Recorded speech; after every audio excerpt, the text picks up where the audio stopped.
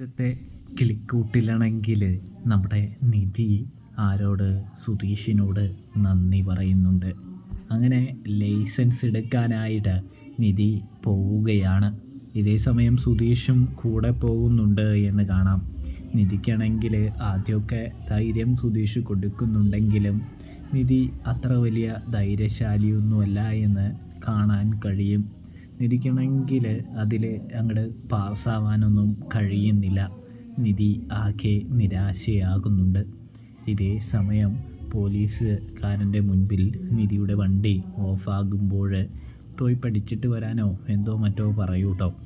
ഇതേ സമയം സുധീഷണെങ്കിൽ പോലീസുകാരനോട് കൈയും കാലും ഒക്കെ പിടിച്ച് നിധിക്ക് ഒരവസരം കൂടി മേടിച്ച് കൊടുക്കുന്നുണ്ട്. സീരിയലായതുകൊണ്ടാണ്, മറ്റേ പാടായിരുന്നെങ്കിൽ പണ്ടേ പിടിച്ച് പുറത്താക്കും, അത്ര തന്നെ.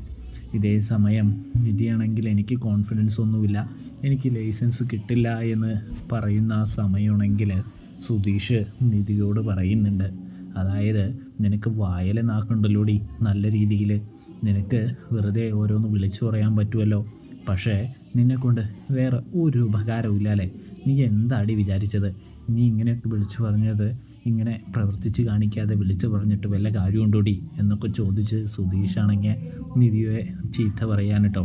ഇതേ സമയം ദേഷ്യം വന്ന നിധി പറയുന്നുണ്ട്, മതി, നിങ്ങൾ പറഞ്ഞതൊക്കെ മതി, ഞാൻ കാണിച്ചു തരാം, എനിക്കെടുക്കാനുള്ള ധൈര്യമൊക്കെ ഉണ്ട് എന്ന് പറയുന്നു. വാശി കയറ്റിക്കൊണ്ടാണ് സുധീഷ് നിധിയെ കൊണ്ട് അങ്ങനെ എട്ടെടുപ്പിക്കുന്നത്. പാസ്സായി കഴിയുമ്പോൾ സുധീഷിന് നല്ല രീതിയിൽ സന്തോഷമാകുന്നുണ്ട്. ഇതേ സമയം നിധിയോടാണെങ്കിൽ നിധിക്കും കാര്യങ്ങൾ ഏതാണ്ട് മനസ്സിലാവുന്നത് സുധീഷ് എന്താണ് അങ്ങനെ പറഞ്ഞതെന്ന്. അതുകൊണ്ട് തന്നെ നിധി സുധീഷിനോട് നന്ദി പറയുന്നത് കാണാനായിട്ട് കഴിയും, കാണാനായിട്ട് സാധ്യ